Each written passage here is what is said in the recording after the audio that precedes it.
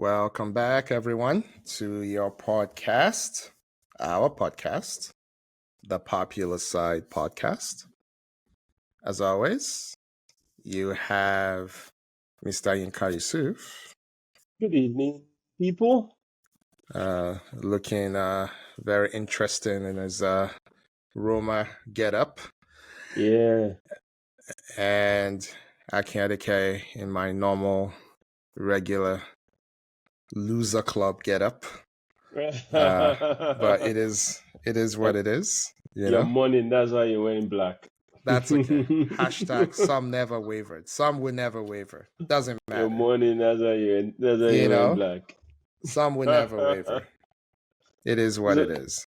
So I'm back to regular scheduling, right? I see it. After a refreshing 3 weeks of eating fresh food, no microwave nonsense. Yeah. I ate tuwo, amala, gbegiri, all sorts, hopping from one buka to the other. Oh my God! It was fun. Like the Omataiwo kid that you are. I'm telling you. Funny enough, there are new spots that have popped up. I bet. Right? I bet there are. So the usual OGs are not as popular again. Makes sense. My mama's namesake, Yusuf. They've gone down. They've gone down. I even went there; they were closed as early as 9, 10 a.m. I'm like, wow. This is prime time. What are you? Why are you closed? Oh my God!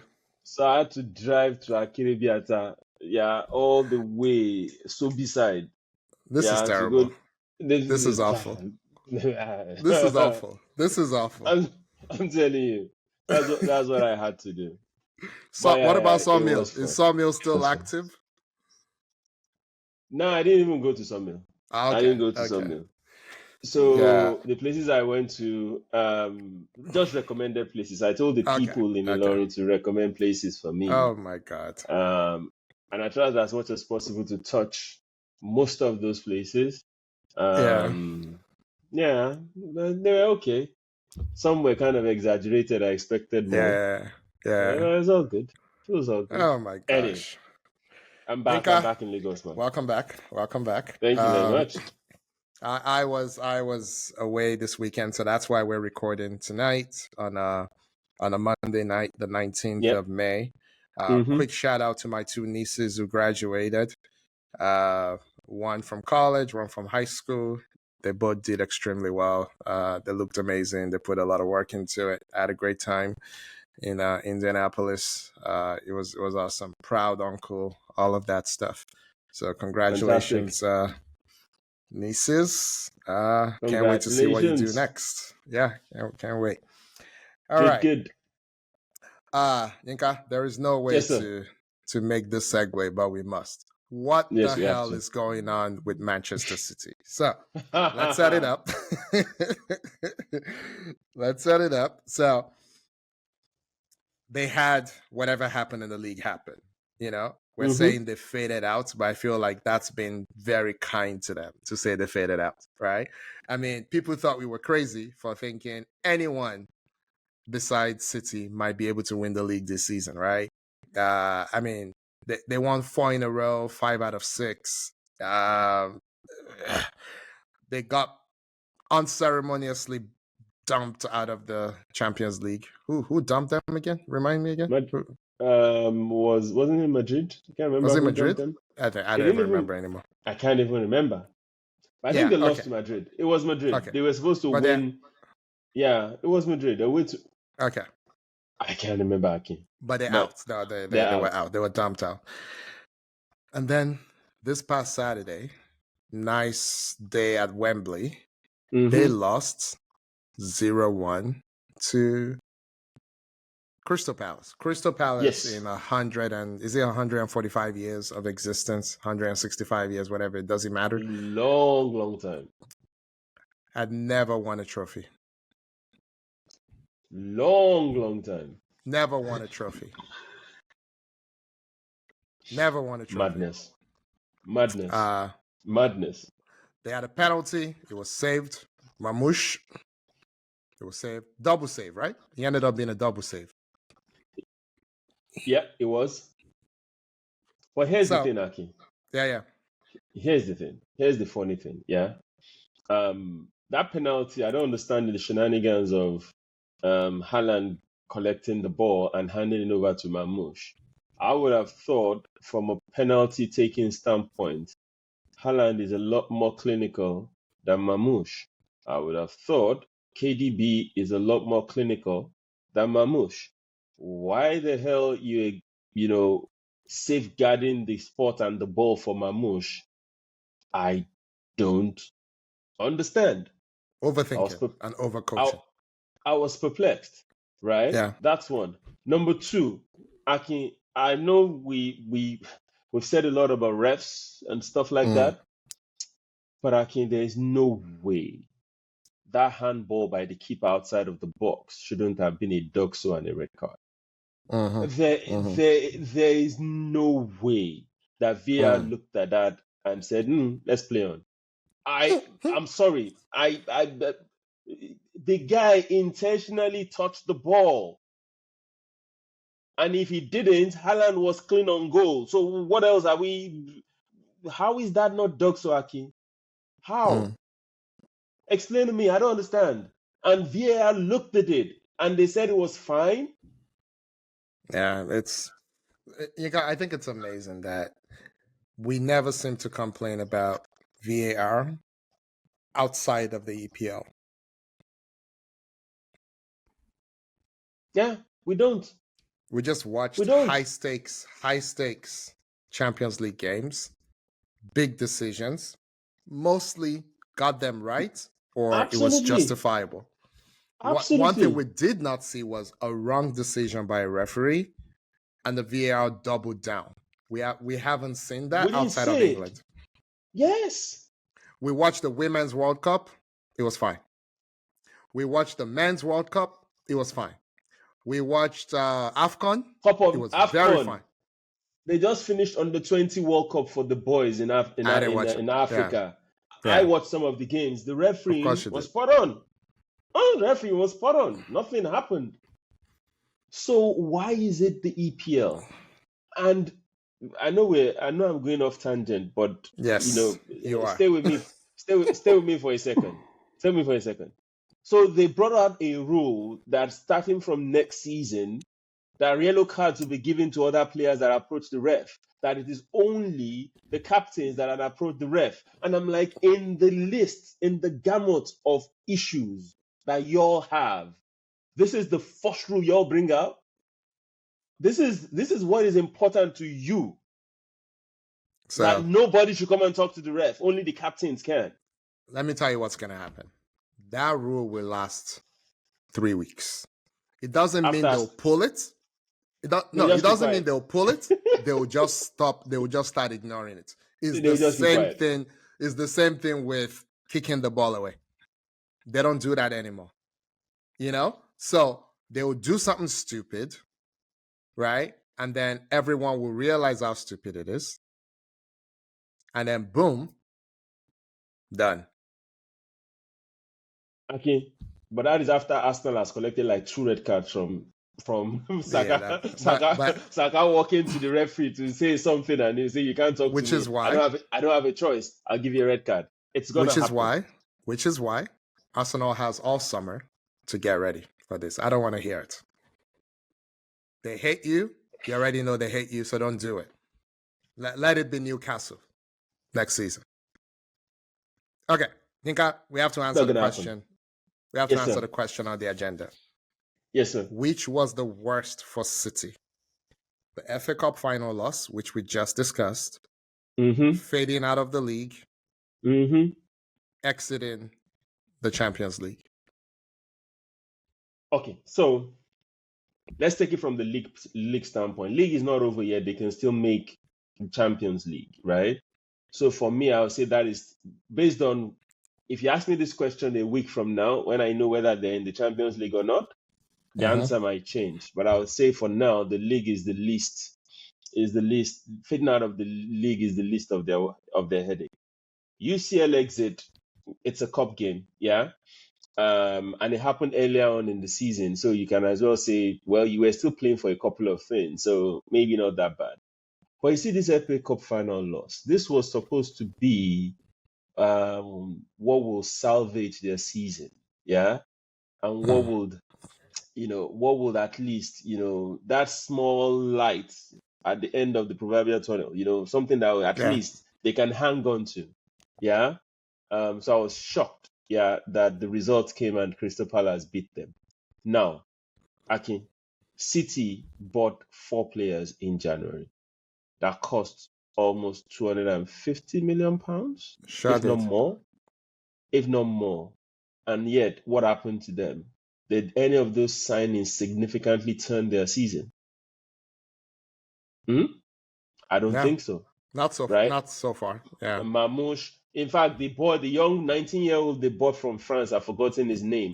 He barely played 2 or 3 games. They benched him. He's not played since, right? They bought a midfielder from Porto, the Spanish guy, of almost £60 million. He just faded. He's not playing anymore. So I just don't know what's going on with City. Yeah? And I know we're still going to talk about Arsenal later on. This is an indication to all those people shouting that Arsenal should have invested in January. The people that invested. No, but hear me out. But I'm saying that it's not a guarantee that if you had invested, So, no, but the way people make it seem as if you had, you would have challenged Liverpool. No. City spent almost £300 million. They ain't challenging nobody. They didn't challenge Arsenal.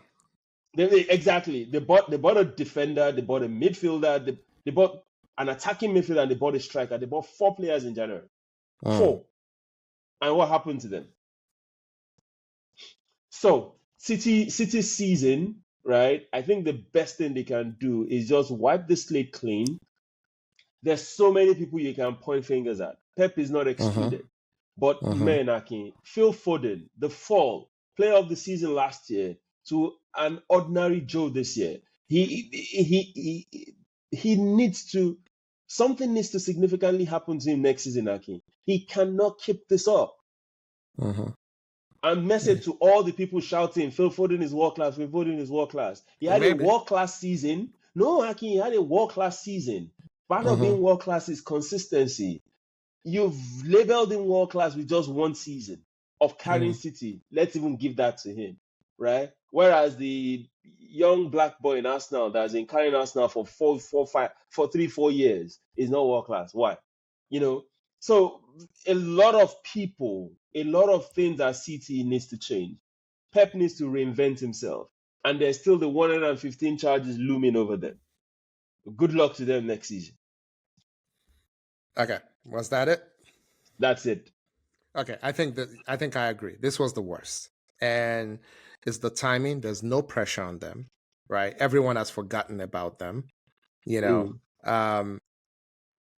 Crystal Palace is the kind of team that, in years past, no one would have given them any shot.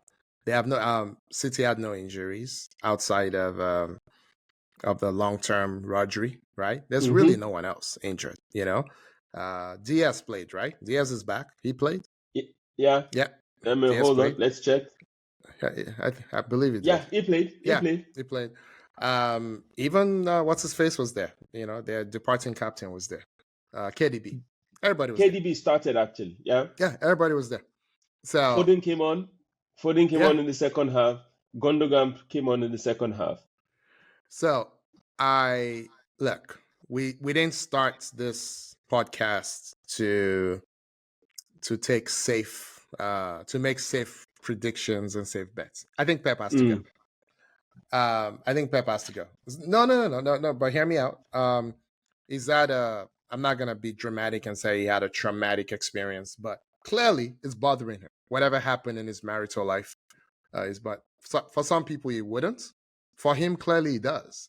You can call that coincidence, but I don't want to hear it from people who are always binary in their thinking, except when it comes to this. Now they don't want to be binary. So you go from, if so-and-so doesn't win a trophy, he has to go. If he doesn't win, Merson said if Arsenal are not top 2 by December, Arteta has to go next season. But we can't admit that someone losing half his money somehow has affected. I mean, come on, clearly it has. Between that and the 115 charges, things are not well, right? Something is happening, right? So there's a malaise. Now, it didn't creep up. It happened all of a sudden, and it was significant. And clearly, they cannot work their way through it. You've mentioned Doku before. Doku has not worked out. It's not a lack of talent either. Doku on this Liverpool team would probably be a game changer. There's really there's maybe one player that plays like him. The Colombian guy, Diaz. Diaz plays like him. That's it. But imagine if you had 2 people like him. So Doku is not a problem. The problem is you're adding him to a unresolved situation. So that situation is unstable. What's making it unstable, we don't know. It's not a lack of talent. They're still the most talented team, and that was before strengthening in January. There is no team in the EPL, I would argue, probably no team in the world that has more reliable players, more talented players, a deeper roster than Manchester City. There isn't. But again, they started messing around and toying around with things. Why did you start benching your world-class goalkeeper, who is 1A, 1B for Brazil? What are you doing? So I think you got to take Pep out of the firing line. It's not the only one that can do the job. There are people that can do a job, So take him out of the firing line. If he won't do it himself, do it for him. He needs to go, right? He needs to take another sabbatical. Take him from himself. You have to. The players are not listening to him anymore. And it happens to everybody. It can happen when you're 50-something like Mourinho. It can happen when you're 60-something, almost 70-something like Wenger. It's happening right now to Pep. You think he's coaching any less than he was coaching before? No, he's probably doing the same thing, but it's not resonating. You know when players are playing for you. They're not playing for this guy. And once they start playing for you, you're done. You're done. Ancelotti was done. They stopped playing for him. He's probably worse than he used to be, but that's not the point of this conversation. The point is they stopped playing for him. And once they stop playing for you, that's it. There's nothing else you can do. So, Inka, that's my answer. You got anything else to say on the FA Cup, or you good? I'm good. This your take is I didn't see it that way. I actually thought Pep would have earned at least one more season of one more season worth of goodwill. Yeah. He had the whole season. He didn't do anything. He had the whole season. You can have seasons within seasons. There was no segment of this season that gave me any hope for next season if I'm a City fan. But they put together like a run. Was that like 3 weeks, 4 weeks stretch like 2 weeks ago, where they kind of and they faltered again. Yeah. Okay. They faltered again. So they didn't look good doing it. No, they didn't. Okay. They did. Anyway. Okay, we're gonna move on. So just full transparency. This is supposed to be a short episode, so we need to go boom, boom, boom. So we're gonna wrap this segment and move on to the next one. Okay, Inka, let's pick it up. EPL. Yes, sir. We have a mad scramble after the champions. Who is gonna miss out on Europe? Do we care about Europe, or do we only care about the Champions League? By Europe, I actually meant Champions League. So okay. Who cares about conference and what's the other one? And Europa. It's the people that are in the final that are trying to make it significant and trying to all of a sudden is now a trophy. I think it's a glass cup. It's not a trophy. Oh my gosh. Anyway.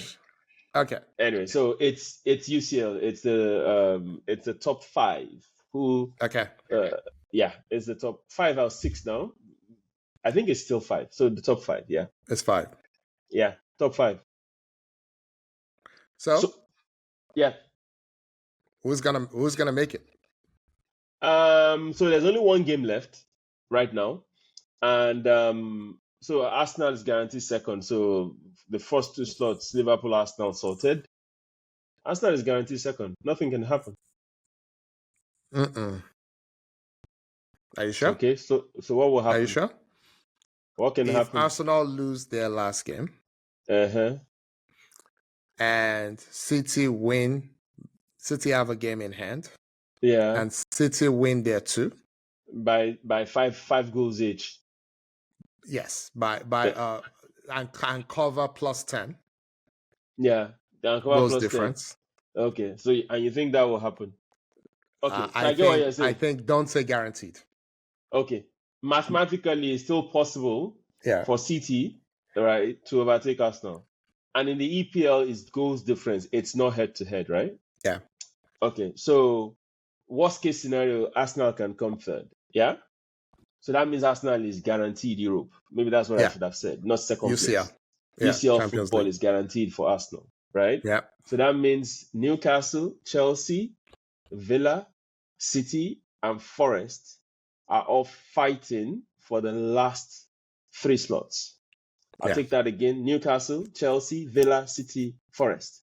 City have a game in hand, and that game is against Bournemouth, I think. Is on it Bournemouth? Wednesday. Oh, it's Bournemouth on Wednesday. Are you sure? So it's Wednesday or Tuesday, but it is this week. Okay, it's Tuesday, Bournemouth. Okay. So they have Tuesday, Bournemouth at home. Then they will now go to the final day of the Sunday of the week, which is on Sunday, final day of the season rather. And the interesting game there is Nottingham Forest versus Chelsea. Nottingham Forest are home to Chelsea. Nottingham Forest they've had an up and down season. A wobble. Towards the end. I was happy for them. They won last game barely. They were leading 2-0. And the team that they were playing, I can't remember who almost equalized, but they ended up winning away from home. I think it was West Ham. Was it West Ham? I can't remember. So they play Chelsea at home. If they win that game, there is a likelihood that Chelsea will definitely be out if they win that game. Well, not definitely. Chelsea will most likely be out if they win that game, right? Then Villa are away to Manchester United. I think that's going to be a walkover. Manchester United have nothing to play for.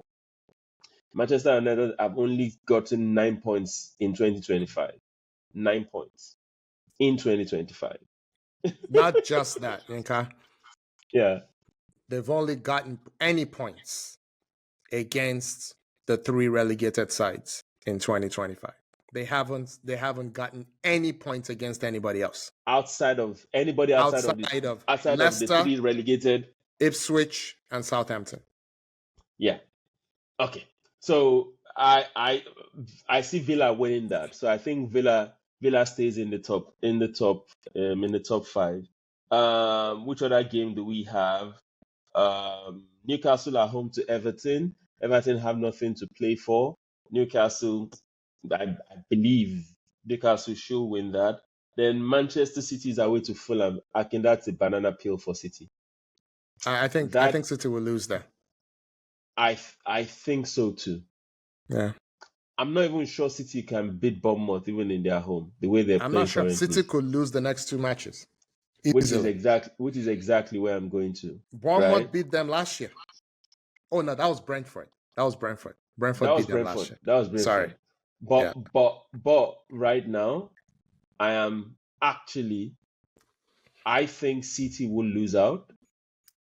I think Forest will beat Chelsea at home.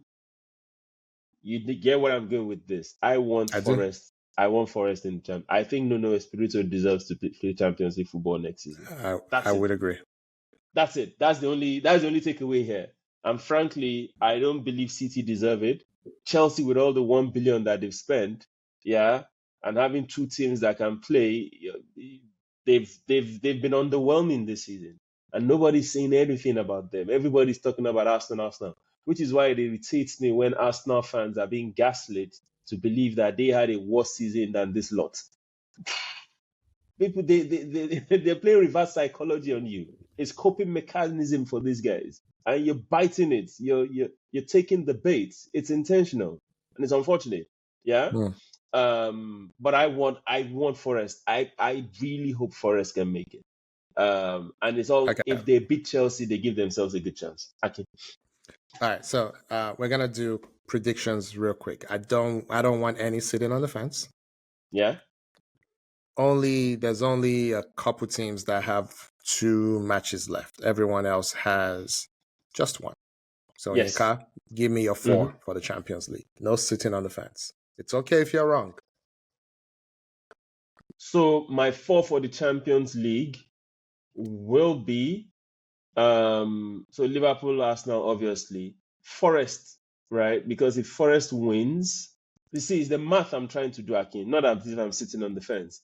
I know Forest will win, but it's not in their hands. So if they win, if Villa win, if City win through, right, then you get what I'm trying to say. But I think it's going to be Liverpool, Arsenal, Newcastle, Villa, and Forest. Okay. So I think it's Liverpool, Arsenal, Newcastle.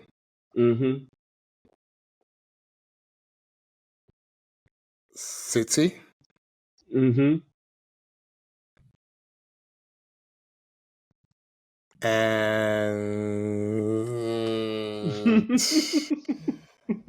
Villa. I think Chelsea misses out. You think so?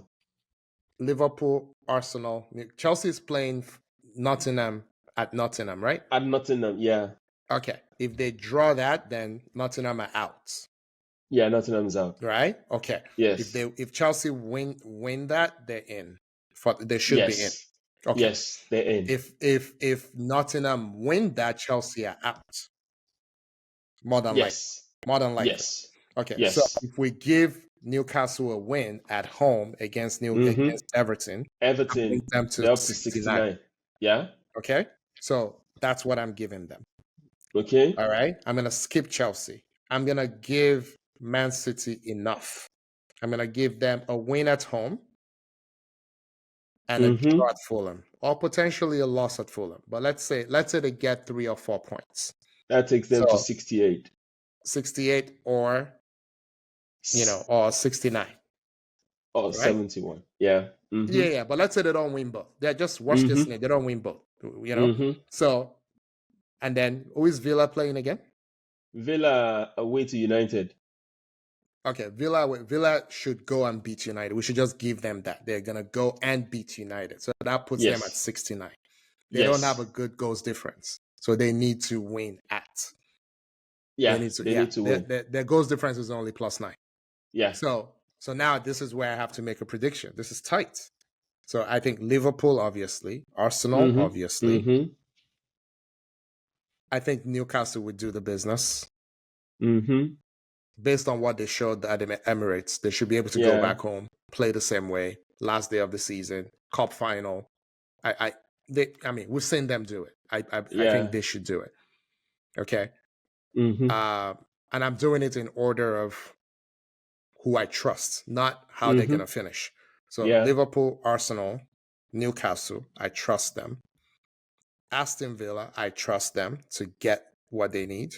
So I see both of them finishing at 69. I see.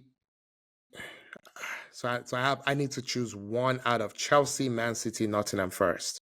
Exactly. Nottingham Forest, if they beat Chelsea, it may not be enough. If Man City do what they have to do, if they just do a win and a draw. So this is, I always prefer the points to the game in hand. This is one of the few times that you'd rather have the game in hand. Yeah. This is one of I usually prefer the points. But now, I think I'd rather be City, Yinka. My whole season is in front of me. It's, I would rather be City right now than Nottingham Forest. Their whole season has been in front of them for the past 5 weeks. I know.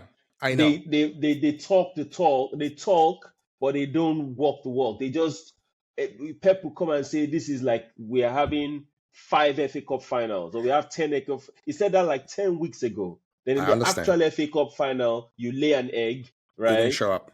They didn't show up. So what guarantee, or what's the probability? How high is it that City will show up for the last 2 games of the season? Those guys are in Those guys are in Cancun already. They're already fishing. Okay, fine. You made your point. Liverpool, Arsenal, Newcastle, Aston Villa, and Forest. That means we're saying Chelsea cannot win at Forest. I can't say that. I think Forest, Chelsea can win at Forest. Forest wins that game. That's all they have to do. Just win the game and hope for the best. I think Chelsea wins that game. You think Chelsea win that game? I do.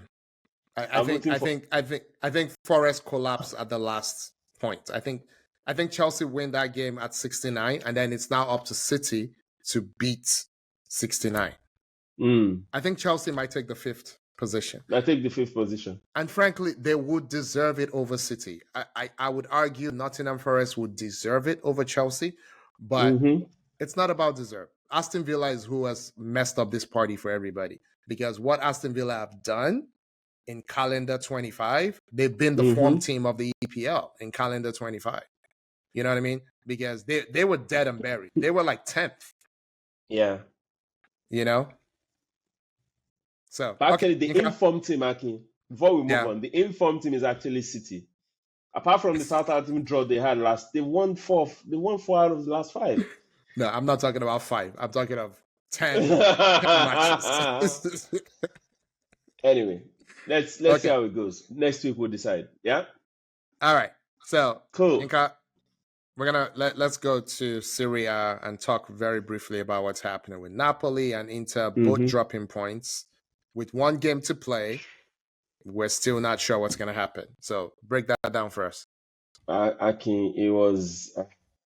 I felt for for Inter, because Napoli actually played first, or did they play at the same time? I can't remember. And Napoli drew their own game. I think it was 0-0. Parma could have actually won that game. Then guess what happened? Inter were leading, so Inter scored first. Yeah, against Lazio, right? Yeah, against Lazio. Pedro equalized. Yep. They thought it was offside. It was actually given as offside. VAR turned it around, and it was 1-1. Then Inter go to the other side and they score. Your guy Dumfries again, who's having a stellar season. It's amazing. Dumfries scored a header. Then in the 80-something minute, right, the penalty was given to Lazio after a VAR check for handball. And to be fair to the defender, I think it was Bisek, his hand was like this, not really stretched out. I think his hand was somewhere. It was close enough. And given the proximity of where the ball was played to him, I think VAR, if they had said, no, that's not a penalty, I could have seen the reason why they would say that.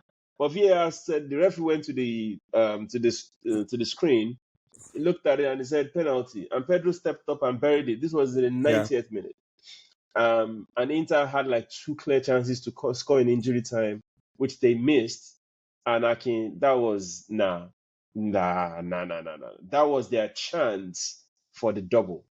Yeah, that was the chance. So right now, their last game of the season is Napoli at home to Cagliari, and Inter away to Como.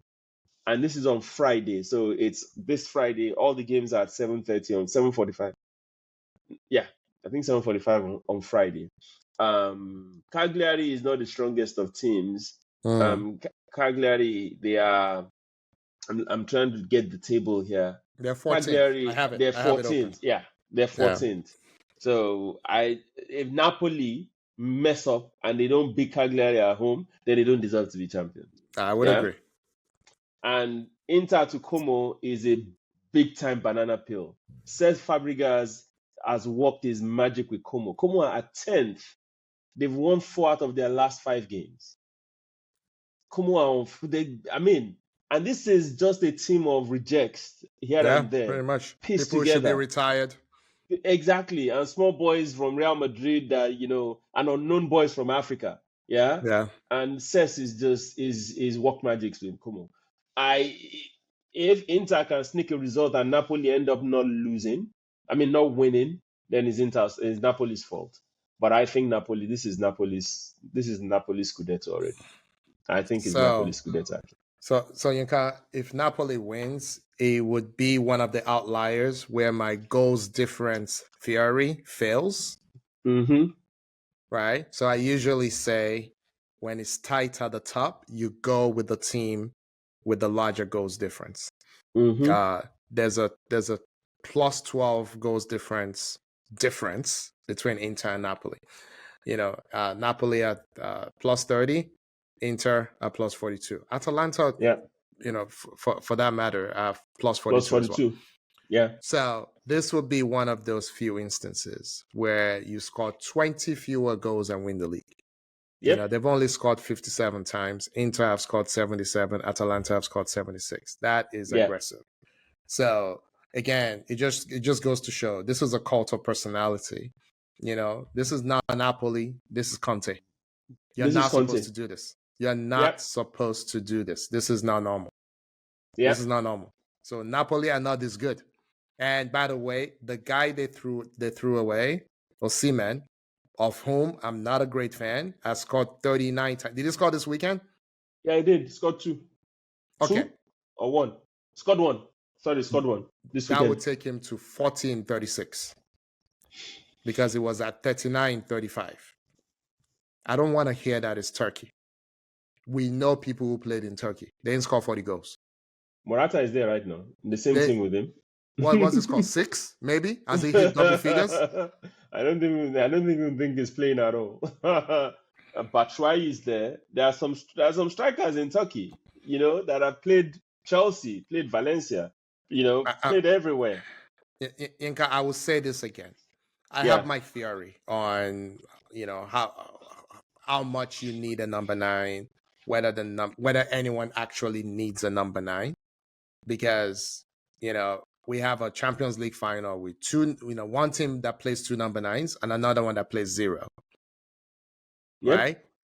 La Liga has been won by a team that when their number 9 is injured, they don't really have another number 9. They have So I agree. But I don't want to hear it next season. If you're a team that needs scoring, I'm not going to say number 9, that needs scoring. I don't care where it comes from. And you don't get Osimhen, you don't get, and I'm not going to name the usual suspects necessarily, right? Because no one's talking about Osimhen right now. If you don't get Osimhen and you don't get Watkins, then you deserve whatever you get. You deserve whatever you get. Well said. Yeah. But the Osimhen saga is still ripe, my brother. It's still ripe. I know, but this is when we need to give the man credit, right? Because he has, we were both really upset about what he said and did. How he was disrespectful to Finidi George, coach of the national team. We're Nigerians. We don't talk. I saw in the lorry, by the way. Okay, we'll talk about that. Name dropping, all of that, whatever. Did you give him a Abre Sports shirt when you saw him? No, he already has one. I don't need to give him another. He already has one? Okay, yeah. All right, good. I love it. No, but for me, it's like we're Nigerians. We respect our elders. All cultures in Nigeria. That cuts through, and as a professional, you respect your coach always. And as a supposed leader on the national team, that's not how you operate. Yeah. But the man has gone to Turkey, which is relative purgatory, and is redeemed himself, is done amazing, is kept his head down. There hasn't been any stories about him. Everything he's done is pretty much been positive. So credit where it's due. I'm still not a fan, but I did not see 39 goals. I'm not gonna lie to anybody. I didn't see 40 goals. I saw it, I think if you remember, I actually said it on one of the episodes. I said the best thing he can do for himself is just block out all the noise, go to Turkey, and go prove to everybody, right, that you know what, I can put the ball in the back of the net. But did you think he was going to do it? Or did you think he was going to let the noise take over? If you had to bet when he went to Turkey, where do you think this would have ended? So, like I always say, Osimhen has something, which is Osimhen's hustle. Yeah. Hustle alone will get him double-digit goals. Hustle alone. And once he's on the pitch, forget every other thing outside the pitch. It might not have the best of first touches. Or you can say whatever you want to say, or you cannot doubt his effort on the pitch. Yeah? I would agree. Given his size and his effort, he will get double digits. It's guaranteed. Then it's now left to the quality of service that he gets and the quality of the opposing defenders. The quality of service at Galatasaray has been fantastic. They've been putting balls for him on a platter, and his conversion rate has been very high. Same thing, the quality of defending has also not been that good. So I get what you're saying, that it is Turkey. But either way, Gyökeres that is scoring 50, how many goals did he score in Portuguese league? Right? Pretty much 90-something in 100, which is crazy. So I think he's on 39. I think he's on 39. He's on 39, but there's the coefficient that they use. So Salah and Mbappe might get the golden boot ahead of Gyökeres because his own league is. But Gyökeres is almost the same thing. Yeah. Gyökeres is on penalties. Osimhen is on penalties on some days. The days Morata play, they give Morata the penalty. The days Dries Martins play, they give him the penalty. So what I'm saying is there's really no difference between Osimhen's output this season and Gyökeres' output this season. So they should be commanding the same fee, especially since they are around the same age, right? The fee should be similar. But the nonsense has started again already. You can hear it in the rumors, and I'll talk about it later on. People are already questioning, we can't pay 60 million pounds for Osimhen. I'm like, are y'all blind? So, anyway. Yinka, he's played 29 times in the Super League. Scored 25 goals in the league. In all competitions, he's played 40 times and scored 36. Yeah. 36. Yeah, so 36 goals. Anybody putting the ball in the back of the net at that clip, it shouldn't be a discussion around, there shouldn't be this discussion, but I'm surprised there is. Yeah, very surprised there is. This is I'm looking at this now. He spent 4 seasons in Serie A with all the injuries or whatever. Yeah. 10 in 30, 18 in 32, 31 in 39, and 17 in 32 in his down year. In his down year. So, I mean, the man will score goals. It's up to you. Do you want goals or do you not? Or do you not? Yeah. Anyway. Meanwhile, while we're saying all this, again, for the people who say number 9 or bust, Yinka, I want to quickly go back to the EPL table because I saw something, right? Villa, amongst the top 7, who has the worst goals scored of all the teams? You know where I'm going with this. I know where you're going. Villa tied with Nottingham Forest, 58. They have a plus 9 goals difference. So Liverpool 85, Arsenal 67, Newcastle 68, Chelsea 63, Aston Villa 58, City 67, Nottingham Forest 58. And Aston Villa for one half of the season had 2 number 9s. Yep. And then when they lost one, they kept one and added Asensio, who is like an 8.5, 9.5, 10.5, whatever you want to call him. They added Rashford, and then they added, what is it? I always forget his name. The Dutch guy, Doyen Malen. Malen, who is a forward. It may not be a 9, but he's a forward. I mean, they are full of forwards. They scored 58 goals. Yep. They scored 58 goals. Okay, just wanted to point that out. All right. Oh my God. Yes, sir. Inka, so we're gonna go to France real quick. Yep. Marseille made it to the UCL. That's significant for Marseille That's significant. But that's not why we want to talk about this. We don't care about Marseille. We care about this because Mason Greenwood emerged joint top goal scorer in Ligue 1. Yep. This is the guy who was disgraced in England. He was, beating up his girlfriend, all of that stuff. Charges were later thrown out, but he was banished from Man U. His England career was over. All of that. Didn't play for 18 months. Yeah, roughly. Yeah, roughly. Yeah. He's had a great season. I would actually say he's been a more complete player in France than what he was before. I didn't see the rust. I thought there would be some rust. I didn't see the rust in him. I don't know where to go with this, so I'll let you go because I don't know where to go with this. So I'm just happy for the young man. Yeah. Okay. Not too many people get second chances and grab it with both hands and make the best out of it. I just wish the whole world would forgive him. His talent is not a French league. It should be playing in one of the better leagues in Europe, if you get what I mean. Spanish league, EPL, Serie A, whatever. And surprisingly, at the celebrations for Marseille, the same girlfriend he had issues with, they're now married, I believe, and their family was on the pitch and they took pictures with the lady, blah, blah, blah, blah, blah.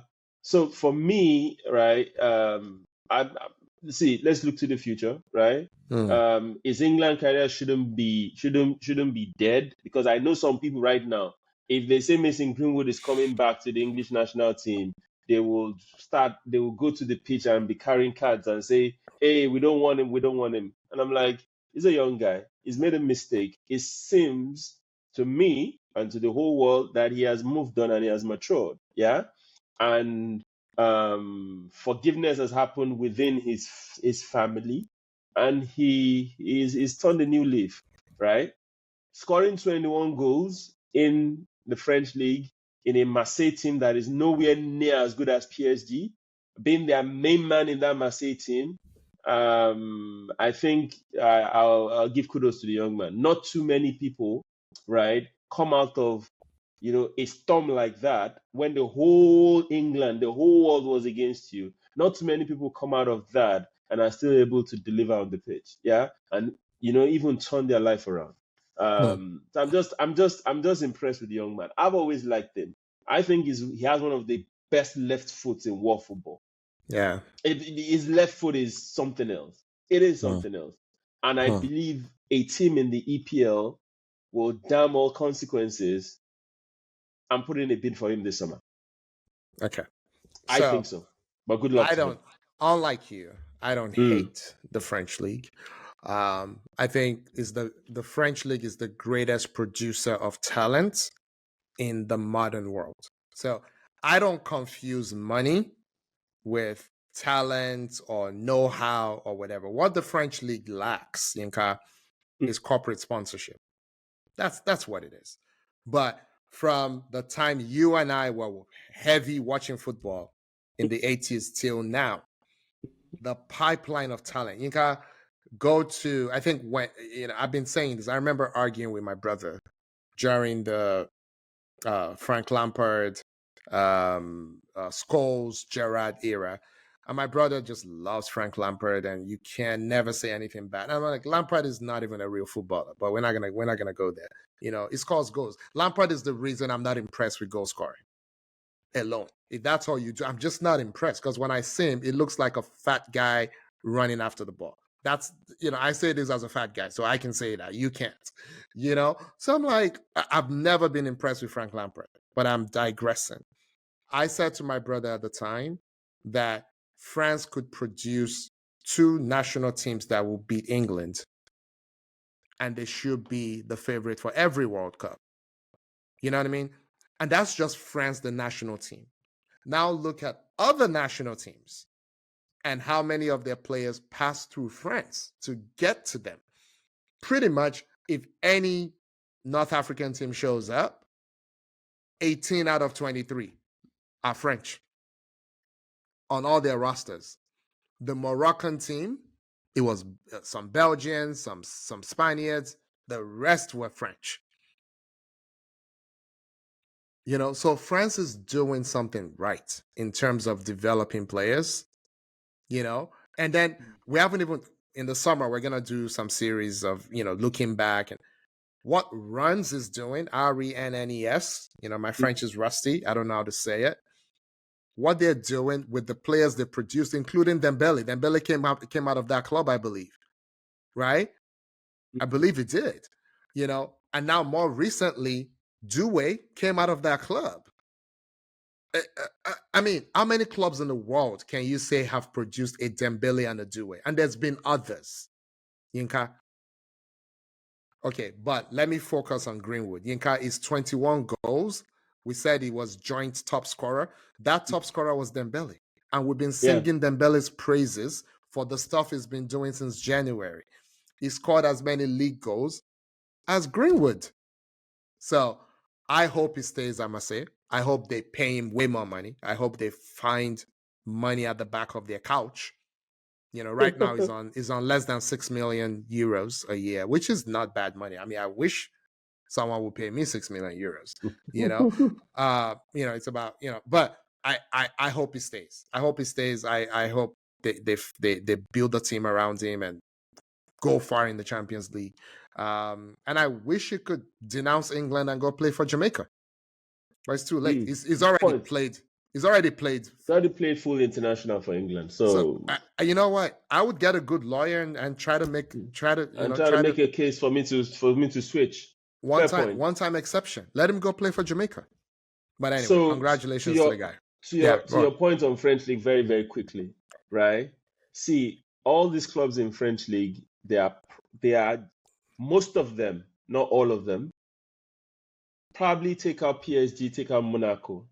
Every other club in here is run purely from a business standpoint. Yeah? It's open up the talent from Africa, right? Any talent from Africa, just bring them to France, especially the French-speaking ones. Yeah? Yeah. And we will, you know, build them up, train them, and just sell them off. Yeah? Ren that you're talking about is owned by Salma Hayek's husband. Yeah, Salma Hayek, the actress. Yeah, He has multiple businesses and multiple sporting franchises like that. That's what the guy does, right? He's a businessman. He loves the game. It's his pastime, but he just wants to, you know, develop players and sell. Most of them are not really interested in winning that Scudetto, right? I mean, I don't know what they call Scudetto is Serie A. Yeah. Ligue Un. They're not really that bothered. PSG is the one that is, I want to win this, I want to win Champions League. And they don't mind, let PSG do it. They're even happy to be the feeder team. Exactly. They're happy to be the feeder team for PSG. But to your point, Akin, these guys are open to talent from Africa. They don't care where you're from. You can play, come into our feeder team, we'll prop you up, right? And Henri said this best. Henri said, in Paris, yeah, it's a potpourri of different cultures, and it's the same thing from a footballing standpoint. Yeah? You're playing barefooted on concrete all through before you then go into. Imagine you perfecting your ball control on concrete and now put you on grass. Yeah. Do you understand what I'm saying? So it's like there is a footballing culture that is you cannot see almost anywhere else, unless maybe you go to Brazil. Or you go to Argentina, or maybe Spain to some extent. But French League is like it's a center for talent. And I totally agree with you. No league has generated more talent for global football than this French League. And the larger percentage of them is from Africa, where Henri is from, Saint Martinique, you know, and all those kind of places. Just Martinique. Just Martinique. Okay, sorry, Martinique. Martinique. Yeah. Anyway, I'm happy for Greenwood though. Let's move on. Yeah. Yinka, we're making very good progress with time. Let's keep going. I told you. All right. So we're done with all the leagues. There's only one week left. We're gonna do our worthy mentions. So let's let's do something on transfer rumors. So how do you want to play this? Because we can't keep this open ended. So which ones in particular do you want to talk about? Okay, so a couple have already been confirmed. Okay. Huijsen, I think that's how it's pronounced, is already on his way to Real Madrid. Real Madrid activated his release clause of 50 million pounds. 50 million pounds. He's a centre From back. Bournemouth. He's a Spanish international. He's done the tour of duty across Europe before ending up at Bournemouth. Good left-legged defender, tall, graceful. It gives off some Pau Torres vibes and all, but it's a good buy. Happy for him. Trent is off. Trent is going to. Yes, go ahead. Huijsen, why do I care about this? Because Real Madrid have been targeting Saliba for years. I don't believe Real Madrid can pay 50 million plus for two defenders. There's a reason they got Mbappe on a free. They're getting Trent, which you'll get to on a free. They got Rudiger on a free. So they're doing what Barca used to do, but now worse. So Barca will be like, hey, he has Barca DNA. Tell them you want to leave. And then they get Cesc Fabregas for 33 million pounds when he should have been 70, right? But now, Real Madrid are like, hold my beer. I'm going to get him for zero, right? So I think Huijsen is going 50 million, activate, boom, boom. We have a crisis. Is going to go. I don't think it's the ready article, by the way. I don't think it's fully ready, but he's tall and he's lanky and they don't play defense in La Liga, so he's going to be okay. Exactly. He's going to be okay. I don't think it's the Rolls Royce that Saliba is, and Saliba has 2 years left on his deal, which Arsenal is trying to tie him up now. Watch this space. If Saliba does not extend, then you go into a Van Dijk, Trent, Salah situation in their final year in 2 seasons. Then that means he's running down his contract and he's going to Real Madrid. So just watch that. But go on, Nika. Interesting. So we've talked about Trent. Trent is going. I think I saw something the other day that says Madrid is trying to pay Liverpool a compensation so he can actually play in the club. What do you call it? This tournament that they're going for. Before June 30th. Before June 30th. Yeah. Which in my opinion is just silly. Wow. Dumb. Yeah. Dumb. Just. But Yinka, it's all a mockery. That tournament is a mockery. Right? The Club World Cup is a mockery. FIFA is sham. Anyway, it's a sham. It's a sham. But you got one thing. Let's talk about it. We're not going to talk about it. It's in the US. I'm not buying a single ticket to watch anything. I will, but anyway, Yinka, one quick one on Trent. We didn't talk about it last week. He got booed by his own fans while when he came into the game. I feel like he wasn't supported by his manager after the game when the question was asked, did you put this guy, did you put him in a tough situation when you brought him on as a sub? Did you need to bring him on, kind of thing? And it's like, we all get booed sometimes, kind of thing. Klopp would never have said that. And if he did, he'll come back and say, I was an idiot. I misspoke. What was I thinking? Yinka, I don't understand this, right? So this is not blasphemy. Trent is Liverpool's Saka.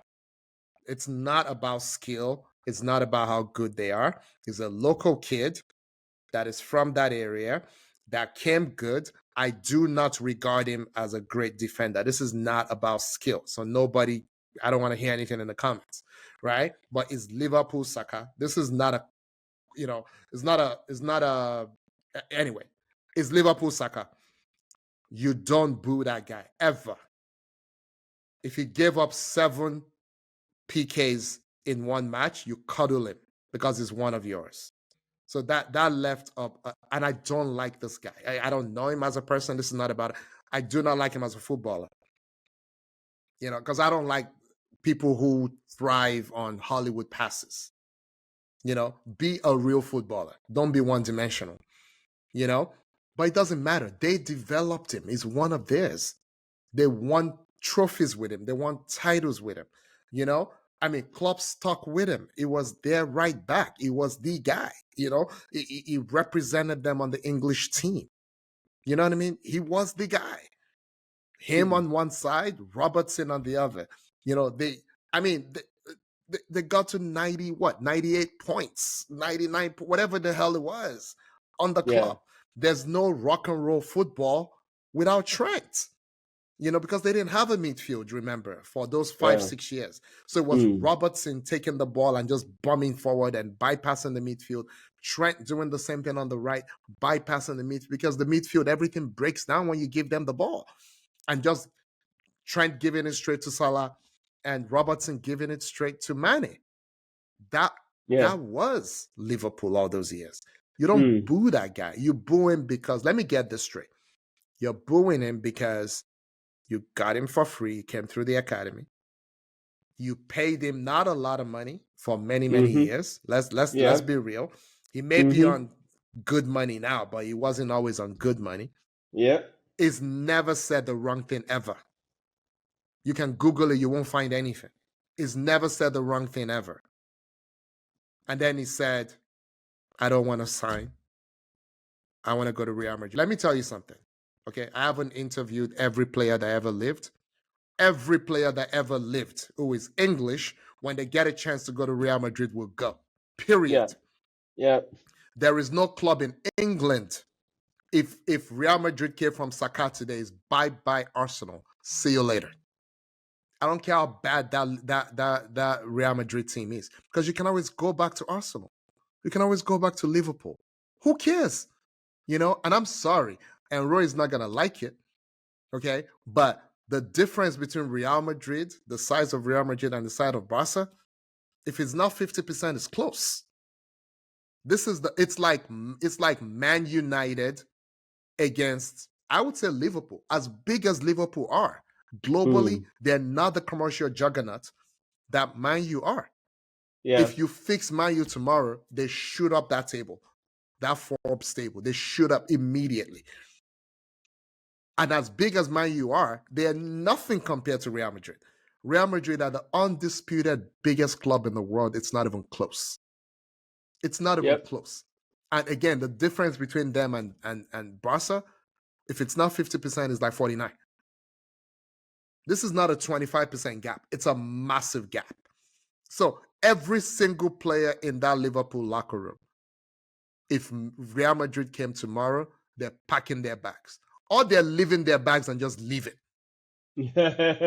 So I was so disgusted. I'm like, that should never have happened. But go on. So I agree with you. It just shows you the kind of fans that we're breeding in football in general, right? How many years did Trent play for Liverpool? Many. It's many years. I don't know, 8. And at this point, you should look at him and say thank you for your service. Yeah. But because somebody somewhere said, even if you're going to go to Real Madrid, you could have signed so we get money from Madrid, right? No, and you're not going to Real Madrid if you signed. Exactly. So they're saying, why can't you do what Cunha is doing for Wolves? Why can't you do it for us? I'm like, that's Cunha, this is Trent, right? The condition for you to go to Madrid is you come on a free, right? Yeah. And personally, for Trent, it is better financially for him if he goes on a free, because all the money, his agent can then sit down and negotiate with Madrid and say, you didn't pay a dime for me. Yeah. So that means that should factor. Guess who also did not pay a dime for him? Liverpool. He already paid on a free. He already paid on. So Yinka, they might have a point. No. I'm saying they don't have a point. No. Hear me out. I'm saying they might have a contractual point if Liverpool, if it was Saliba, that Arsenal paid 30 million for you when you were 18. And now you're walking away on a free. They still don't have a point because he fulfilled the contract. He did. Because he would have still fulfilled the contract. But you might have a point. But as you know, Liverpool paid 0 for him. They paid 0 for him, and is living for 0, and he won them things in between. I'm not as surprised as you are, right? Yeah. Because the fans, the current breed of fans, they ain't ish. They're toxic. They're toxic. Yeah. They're toxic. And the few people that probably applaud him are the people that they will turn around and say, you had a problem with this club. You had a problem with this club. I'm like, the young man has served your club meritoriously, diligently. Applaud him. Now he's looking, you guys are not paying me well enough. Let him go somewhere and earn his whatever. And let him be a club legend. Why are you booing him? And it goes to the coach too that said that rubbish that he said. It shows you it doesn't. I don't know. He also feels somehow. So this sense of entitlement and stuff that people, I don't understand it. Maybe you and I are old school and stuff. We might be. We're just old. Maybe we're just old. It's nonsense. It is nonsense. Anyway. All right. Okay, Yinka, let's keep moving. So you've mentioned 2 now, transfer rumors. Keep going. Let me just quickly run through the rest. Joe Bellingham, Jude's junior brother, is going. I think he's off to Germany from Sunderland. Okay. I like it for him. I like it for him. Probably want to follow his brother's path. Jonathan David, Lille, your Canadian brother. Canadian. I like him. I like him a lot. I think it might be going to Juventus because all of a sudden Dusan Vlahovic is at loggerheads with Juventus again. And every time I see this guy, I'm like, he should have just come to Arsenal for 3-4 seasons ago. I don't know. It's still only 26 now? It's 20. Hold on, let me get that. He's 25. Okay. He can still go wherever he wants to go, Yinka. But the messed up is three good years of. I hear he's going. I hear he might be going to Atletico Madrid. But the number one rumor, Aki, is Florian Wirtz. City, not only City, Madrid. Bayern. Everybody's after. Everybody's after Wirtz. It's worth it. Right? It's worth it. And the amount that they're talking about is around 150 million 150 euros. Yeah. Which is it's crazy. It's not worth that. It's worth the chatter. It's not worth the money. But you know what's happening. So this guy, Jan Agafioto, right, was talking about this on did you see this on ESPN? No, I didn't. So he's very connected in the Bundesliga world, right? He's very connected. So what he said was, look, so Wirtz's father, Papa Wirtz, is very involved. I don't know if he's his agent, but he's very involved. So I believe they actually traveled to Manchester to have this meeting. At least the Pops traveled to have this meeting. And it was like, hey, 150. And City is like, what if we just pay now? We do it early. We close off any other, suitors coming on. They're like, done. So that deal was done. And then Bayern were like, not in our backyard, is not, because Bayern wants the best German talent to play for Bayern, right? So so now they want to come in and they want to take advantage of, Leverkusen losing their manager, not replacing him, quickly. They don't know what, right? They haven't replaced him, right? They don't know who's coming in, right? Okay. They don't know who's coming. Yeah, they don't. But there's things that people are not talking about, Yinka. When you go to Bayern, what's happening to Musiala? Is Musiala going to Real Madrid? Is Musiala going somewhere else? Or is he staying? Because if he stays, that's 2 passengers. Can you carry 2 passengers? As, can you do that? And then all these extra now 28, 29, 30-year-old, formerly prolific and proficient wingers, you know who I'm talking about. You know, the Sanes, what's the Ivorian kid from Arsenal, all those cats. Nabry. Nabry. What now happens to them? Olise will continue to play. We know this. Olise will play. He's had a fantastic season. Olise is amazing. So if you have Musiala and Olise, you can play them as the 2-8s. Do you need Wirtz? Is Wirtz better than Olise? Probably. Is Wirtz better than Musiala? I'm not sure. But how is City getting 150 million to play Wirtz? Because everybody's afraid to challenge them. Okay. Anyway, so those are the rumors for now. As the season goes by, I noticed I didn't talk about Arsenal because today you hear one thing, tomorrow you hear another thing. I think Arsenal have become, the club that if a player wants to get a new deal, they just tell their agent, tell them you're discussing with Arsenal.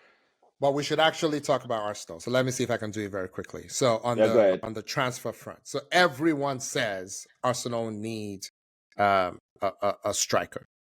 I'm not everyone, right?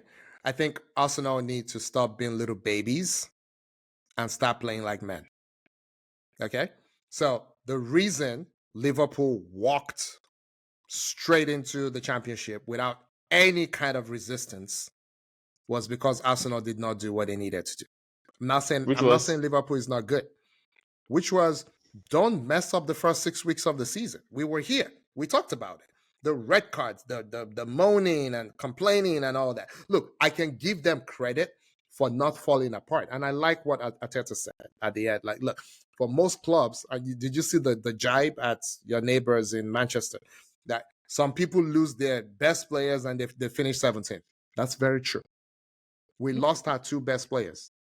We did, for a very, very, very long time. You lost an 11 for over 7 weeks, Akin. Yeah.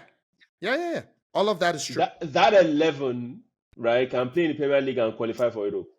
But I would argue that on the list of why we didn't catch Liverpool, that's probably number 2 or 3. The number 1 is self-inflicted. Because if you remember, right, I think it was around the 7th week. That was when we had a chance. Like, this Liverpool train is about to leave the station. What are we doing? But we had already played within 7 weeks. We had already played twice with a man down. There was no time that we got a red card that we won the game. So, Aki, I hear you. I hear you, but I don't entirely agree with you. And that's fine. We can ice this for another discussion another day. Yeah. And I get what Arteta is saying. Like, given the cards that were dealt, forget if they are self-inflicting or not. I can argue that self-inflicted part, but it's water under the bridge. But given the cards that were dealt, we shouldn't be second. Yeah.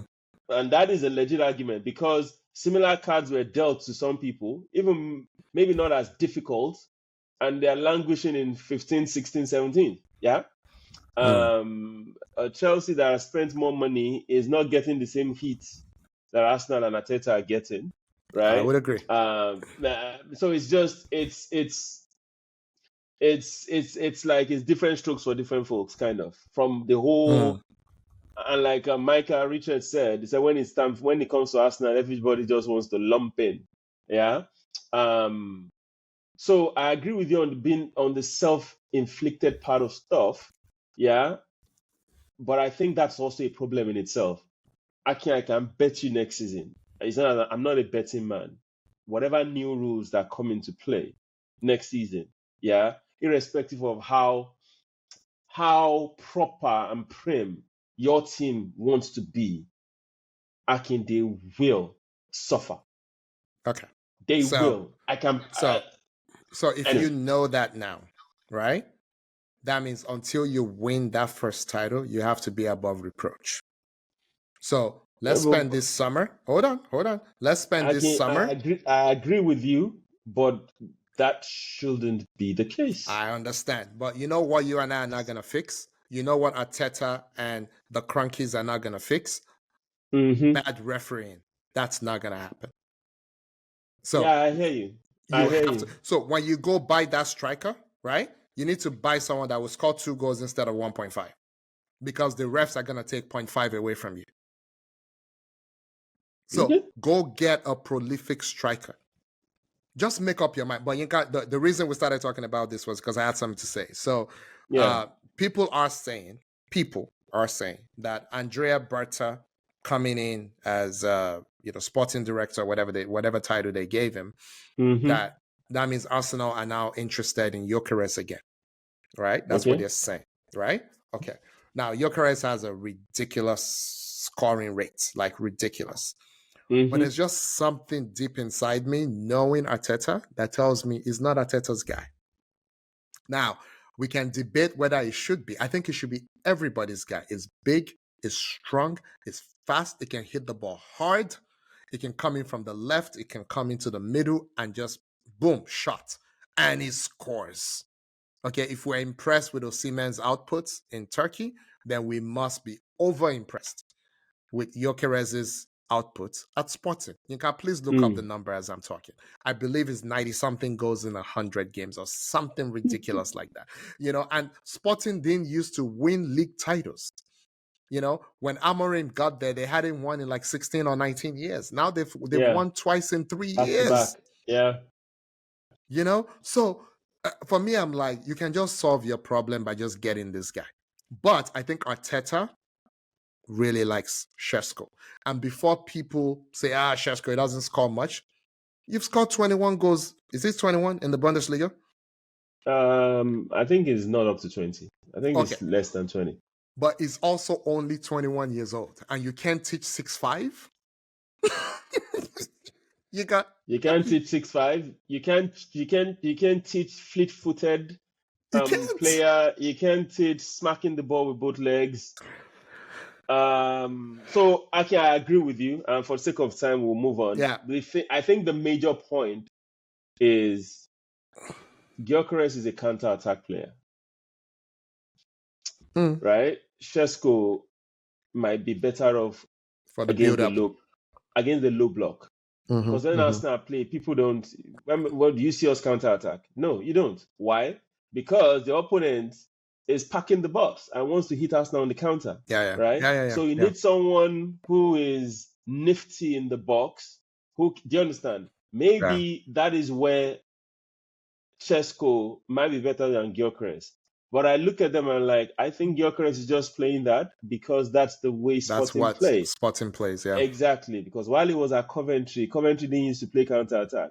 And all the people this guy scored boatload of goals at Coventry, right? Watkins was playing with Brentford at about the same time that he was playing at Coventry. And they were both banging in goals left, right. And it's Watkins that everybody wants to play Watkins. If Gyökeres had made the transition to the EPL after Coventry, it would have been a success in the EPL. Absolutely. So I agree with you. I don't even care at this point. Šeško, Gyökeres, you will either or get both. I don't care. Yeah. Get somebody. More importantly, I think the most important thing is what you said, which is you can't.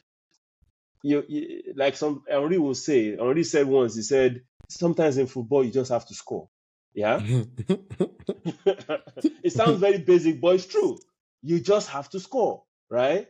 So right now, I think Arsenal should put all their eggs in one basket. You need to gamble at this point. You need to go for it at this point because the window is getting shorter. If you don't win stuff, your top players might start getting Then all of a sudden, Saliba will not renew, Saka will not renew, and before you know, you're in a transition period again.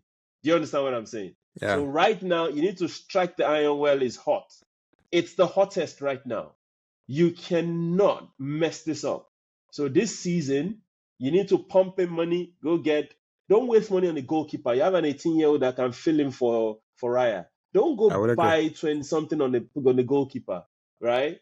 Don't even bother about defense. You have enough defenders as it were. Go invest money in your medical team, right? And let your medical team ensure that players are on the pitch. What you need one or two strikers. You need left winger, right winger, right? And you need someone to play that 6, right? Since Jorginho is leaving. No, Zubimendi is coming in. Yinka, in the interest of time, let me quickly say this. Gyökeres, in the one availability, best ability, last 3 seasons, he's played 50-plus games. Last 3 seasons. So for Coventry... Knock on wood. When he gets to Arsenal, first training. Don't do that. No, don't do Is that. that not what happened to Merino? In training, don't do that. dislocated his shoulder. But what are you gonna do? Go get someone who doesn't play all the games? No. I'm just saying. So I don't like looking at all this availability and stuff. You have to. You have to give yourself the best chance. But then, what does he do with that availability? At Coventry, 22 goals in 50 matches, right? The last two at Sporting, 43 in 50 and 53 in 51. 96 goals in the last 2 years in 101 games. See, Akin, if you ask me who do I want, I'll take Gyökeres. I'll take Gyökeres, right? And I think he would deliver, and I think he will be a success in the EPL. Yeah. But more importantly, I've told you this, and I'll say it again: the fate of Arsenal lies in the left wing and the right wing. Yeah. You that's the way the team is structured. Saka needs to get much better. Saka needs to get much better. Martinelli needs to get much better. It's as simple as that. So, Yinka, we're solving, and we shouldn't solve, but everybody's talking about who Arsenal will buy. Arsenal has to sell at least one big player. Nobody wants to talk about that, right? And it can't be an old person. It has to be someone that you can sell for 50 to 75 million. I think it's time for Martinelli to be sold. In my opinion, is that a very good season. I'm not one of these crazy bedwetters that if they don't see 30 goals, he didn't have a good season. Is extremely tactically aware. He tracks back, he plays defense, is a great locker room guy. Yeah. He can play through the middle. I don't know why your boy didn't play him through the middle, but he can play through the middle. That's your one that you have to sell. Because there's nobody else that anybody wants. Akin, you don't need to sell anybody, right? You don't need to sell. You don't have to sell anybody. Okay. The problem is you keep replacing when you need a bigger squad. You selling somebody and bringing it, you're weakening your squad again. That's not what you need to do, right? All the people on loan, make sure they don't come back, right? You don't need anybody. You don't need any of them. Yeah, that's true. Then everybody that is here right now, keep them. Let Jorginho go. That's it. Okay. Let Kiriantini go. Let what's his name? Zinchenko go, right? And just add to it. You don't need to sell. You got almost 200 million from reaching the semifinals of the Champions League only. Yeah, you're good. You don't need to sell. You're good. Okay, let's move on. We'll dissect Arsenal more next week. Yeah? Yes, we shall. Okay. NBA player. We're just gonna do this very quickly. All you need to know is the Knicks are gonna play the Pacers. I'm just kidding. It's not all about the Knicks. But okay, let's start with the East. It is about the Knicks. Hold on. So in the East, Jason Tatum had that injury. It was really bad. It's confirmed now. That is the ACL. He had surgery the very next day. They didn't wait for the swelling to go down or anything. This is a 9 to 12 month injury. Yeah. Right? And that's only recently. Year? Yeah. It used to be a 2+ year injury or forever injury. Yeah. But he's 28, I believe. So it should come back. So, Yinka, one thing we should talk about in the summer is what should the Celtics do? And this is what I mean. They have a 1A and a 1B. I think most people will agree that Tatum is the 1A and Brown is the 1B. I think most people objectively, right? Both of them are on super max contracts, which means in the out years of their contracts, they'll be making roughly 60 million each. Yeah. Right? The tax bill that will come on the Celtics will hit them hard. Yeah. Right? Then on top of that, they have Porzingis that has 1 year left at 30-something million. They have probably the worst contract they have is Drew Holiday. He's on 30-something thousand, a million a year for 3 more years, and he's 34 years old. And he looked a shadow of himself in the series. He's gone from the second or third most important player on a big team like the Bucks to maybe the 6th most important player on the Celtics. On some nights, is 7th. And they have $120 million owed to him over the next 3 years. So my proposal, and we can talk about this later, is never let any crisis go to waste, right? So they have 2 great guys, great human beings, individually in Tatum and Brown. Yeah. Great brothers, but they're not basketball brothers. Their games don't mesh. Yeah. So every time you watch them, it's isolation. It's all ISOs. So each one watches the other one do their thing and shoot a 3. That's it. So you don't pay $120 million to play ISO ball. So what I would do, Yinka, I would assume that Tatum will come back okay. But you know me, you're not a gambler. I don't gamble, but I take risks. Right? Yeah. You're an auditor. This is what you do. Right? So I would assume, I would take the gamble that Tatum will make a full recovery. And there's not is in perfect shape. There's nothing to show me that it won't. And then I will go get a real number 2 that complements him, or even another 1B that complements him, and get ready. Because that person will come in, they'll be just as good as Jaylen Brown. So whatever we were going to do next season with Jaylen Brown, we're still going to do it with Jaylen Brown and everybody else. Yeah. And then in 2 seasons, we have a better fit between our 1A and this person. Because if you're not retooling, Yinka, you're dying. It's, I was telling some guys today, it's the growth mindset. If you don't have that growth mindset, you're dying. But that's my take on the Celtics. We can talk about it when we talk about what other the football club should do. We can throw in the Celtics as well. Yeah. Who do you have in the Eastern Conference Finals between the Knicks and the Pacers? Who do you have? Knicks. I'm going with Knicks. Okay. Jalen Brunson is turning into a superstar right in front of our eyes. I remember Becky Hammond saying you can't win with a small guy. He's proving everybody wrong. He's a big guy in a small man's body.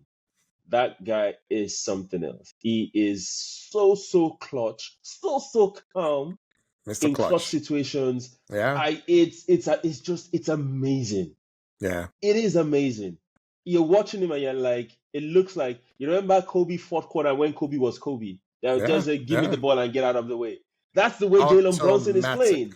Yeah, automatic. Yeah, give me the ball and get out of the way. And he's not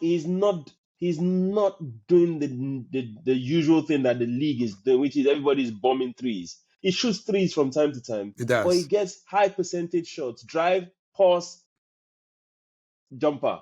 Drive, ball, hook, floater. Basic moves. But he's just getting those 2 points when it matters. Getting the 2 points, getting there and one when it matters. That is how people win playoff basketball.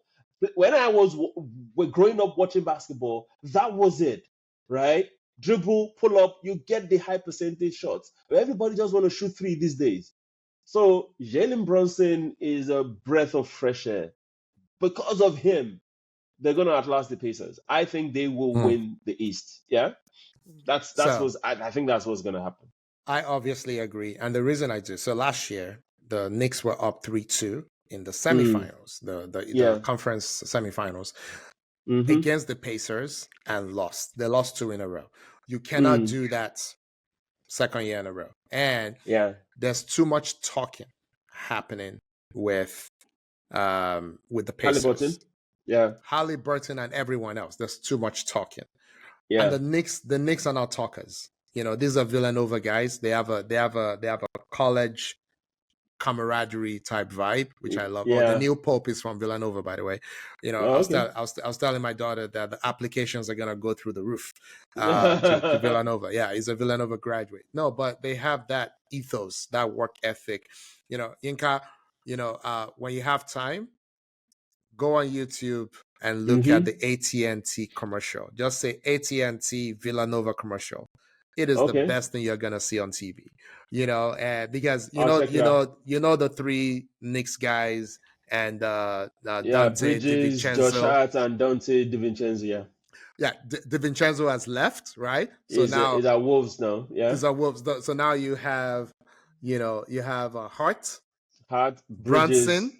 And Bridges, right? Yeah. So the commercial is about them, and there's a popular song. Yeah, it's beautiful. It's beautiful. You have to watch it.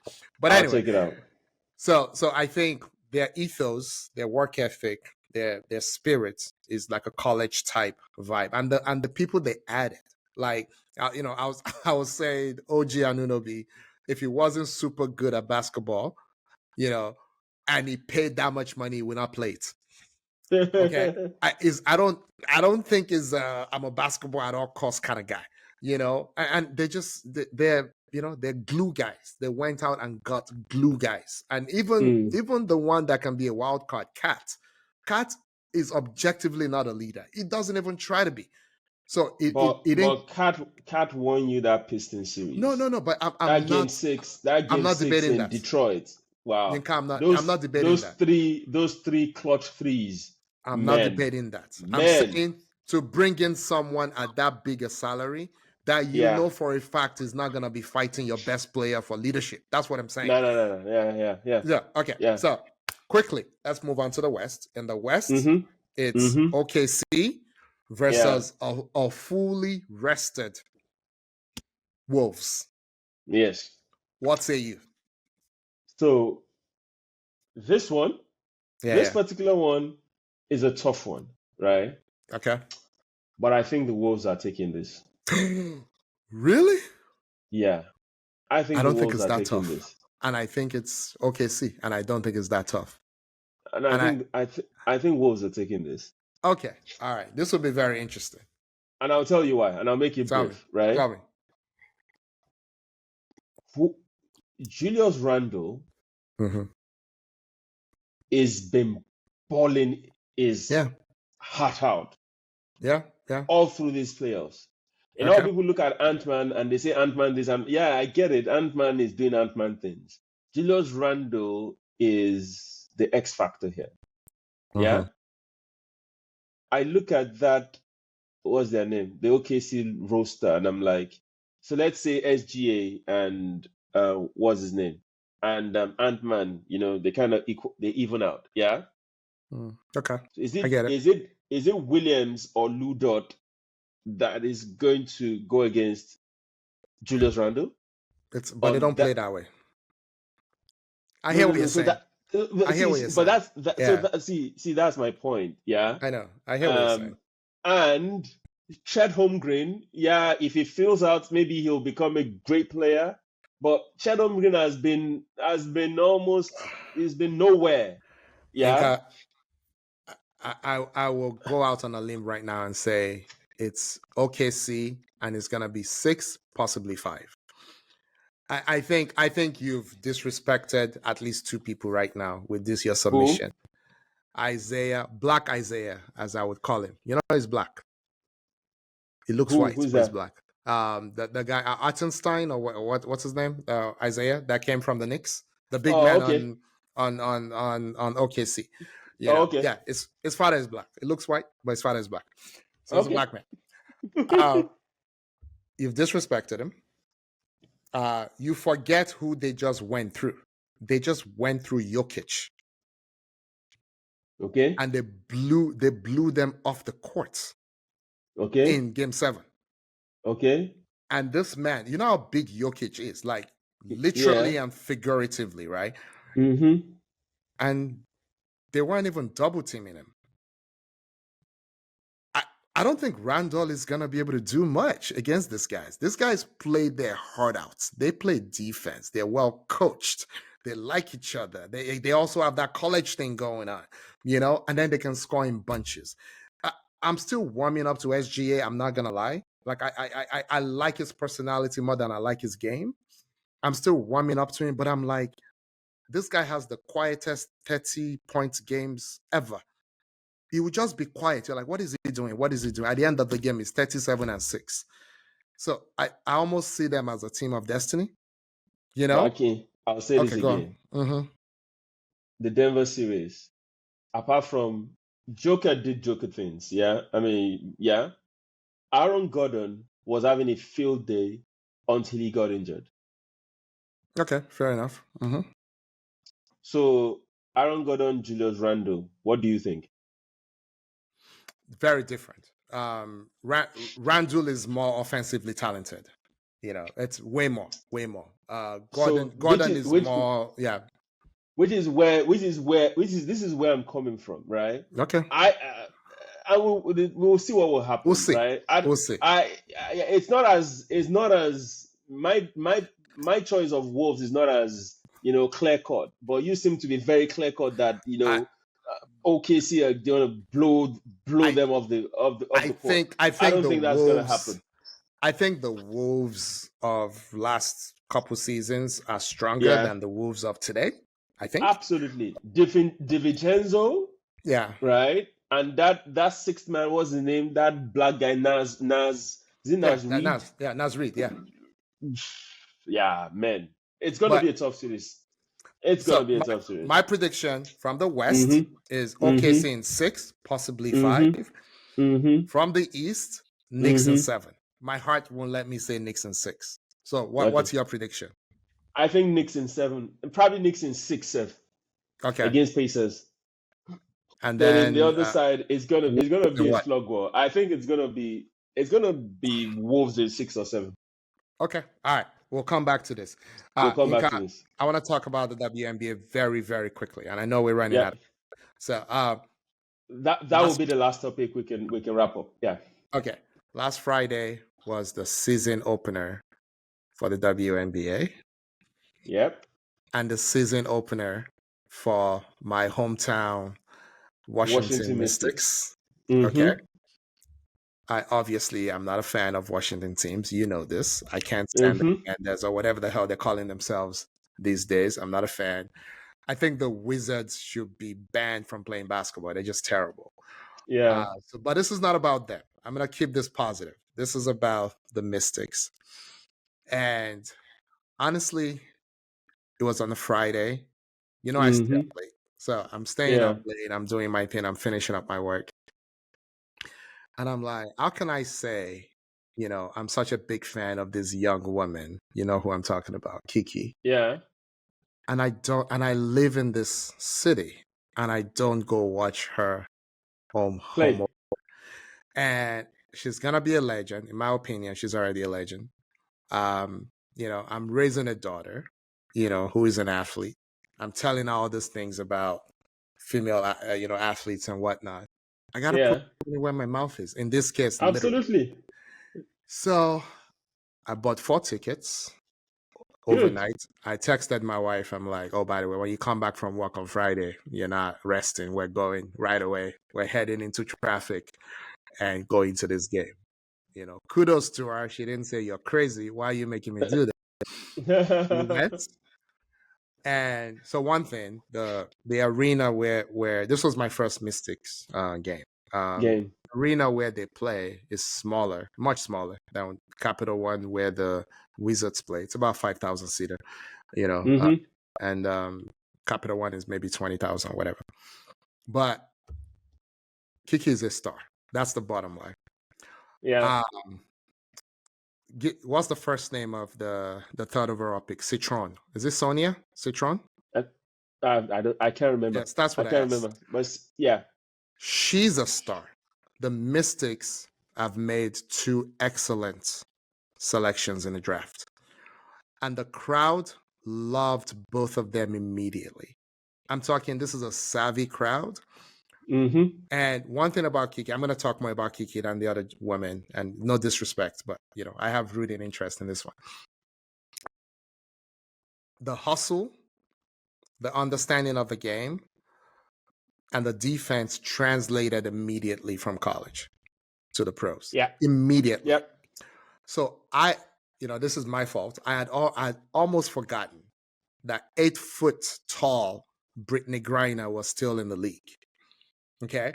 And that's who Kiki had to check many, many times, you know? And I saw her making the mental adjustments. There was one sequence like this. I want to say it was the 3rd quarter, but don't quote me, where Brittany was expecting her to come inside again and get blocked or fouled or whatever. And she just went to a corner and shot a float and took a jumper. And I'm like, man, she's adjusting on the fly. I mean, of course, we knew she was intelligent. But to see that happen in your first game, and I'm like, there's a lot here, right? There's a lot here. Now, what I thought was happening on the offensive side of the ball was her teammates were not trusting her enough yet, right? She made many great runs that she wasn't rewarded for, but then she ran back on defense. She didn't get discouraged. She ran back on defense and played even harder. You know, look, I've watched many basketball games in my life. I've watched many basketball games live. I used to go to Knicks games a lot when I lived in New York. I don't think I've ever enjoyed a basketball game live as much as I enjoyed this one. You know, no, seriously, a star has been born. She's amazing, Yinka. Like in person, she's even more impressive. She is amazing, amazing, amazing. And I was just so impressed. So thought I'll give you my field report. I obviously did this for you. I didn't do it for myself. I did this for you. I watched the game on my WNBA League Pass. Yeah, thank you for your support.